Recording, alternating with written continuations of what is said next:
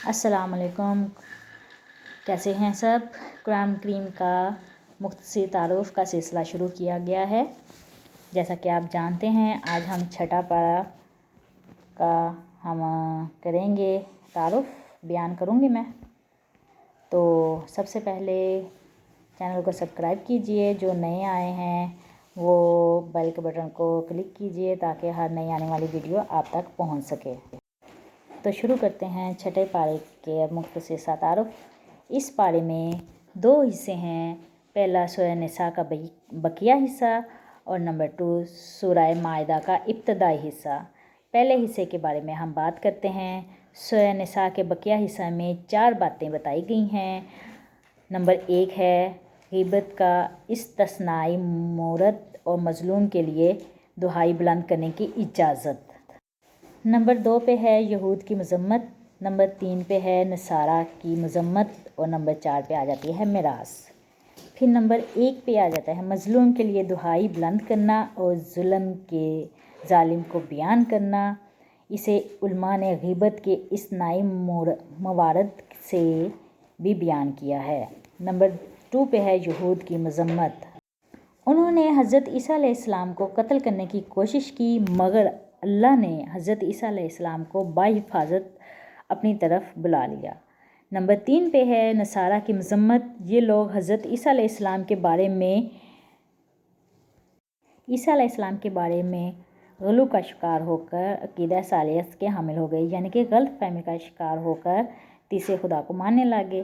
میراث، نمبر 4 پہ میراث، عینی اور الاتی بہنوں کے حصے مذکورہ ہوئے کہ ایک بیٹی کو نصف، ایک سے زیادہ کو 2 ثالثہ اور اگر بھائی بھی ہوں تو لڑکے کو لڑکی سے دگنا ملے گا۔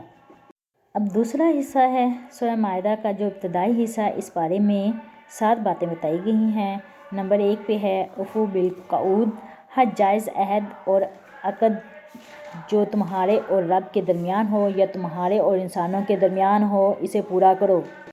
نمبر 2 پہ ہے حرام چیزیں، بہنے والا خون، خنزیر کا گوشت اور جیسے غیر اللہ کے نام پر ذبح کیا گیا ہو، اس کے ساتھ دین کے حضرت علی کی ولدیت کے ذریعے کامل ہونے کا بیان۔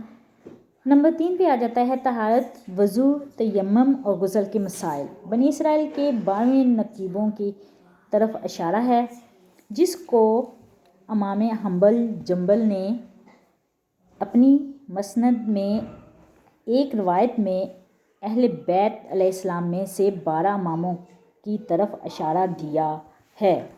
نمبر 5 پہ ہے بائبل اور قابیل کا قصہ۔ قابیل نے بائبل کو قتل کر دیا۔ قتل اور چوری کے احکامات، یعنی کہ یہ 2 بھائی تھے، بھائی نے بھائی کو قتل کر دیا، تب سے سلسلہ شروع ہو گیا قتل عام کا۔ تو نمبر 6 پہ آ جاتا ہے اللہ، رسول اور رکوع کی حالت میں زکوٰۃ دینے والوں کی ولیت کا بیان، جس کے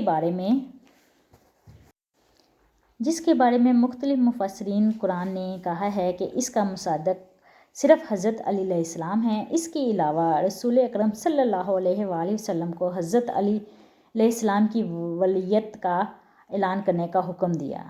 نمبر 8 پہ آ جاتا ہے یہود و نصارہ کی مذمت۔ یہ لوگ خود کو اللہ تعالیٰ کا بیٹا کہتے ہیں، حالانکہ ان پر اللہ تعالیٰ کا عذاب بھی آتا ہے۔ نبی علیہ السلام کو ان کی طرف سے جو سرکشیاں ہوئی ہیں ان پر تسلی دی گئی ہے، مسلمانوں کو ان سے دوستی کرنے سے منع فرمایا گیا ہے، اور حضرت داؤد علیہ السلام اور حضرت عیسیٰ علیہ السلام کی زبانی ان پر لعنت خداوندی مذکور ہوئی ہے۔ پھر آخر میں بتایا گیا ہے کہ یہودی مسلمانوں کے خطرناک دشمن ہیں اور نصاری دوست ہیں۔ تو دوستو، یہ تو تھا قرآن پاک کے چھٹے پارے کا مختصر سا تعارف۔ مجھے امید ہے کہ آپ کو یہ چھوٹا سا تعارف پسند آیا ہوگا، اور آپ ویڈیو کو کلک کریں اور اپنے دوستوں اور فیملی رشتہ داروں میں شیئر کریں اور بیل کے بٹن کو دبائیں تاکہ ہر آنے والی ویڈیو آپ تک پہنچ سکے۔ دعا میں یاد رکھیے گا۔ اللہ حافظ۔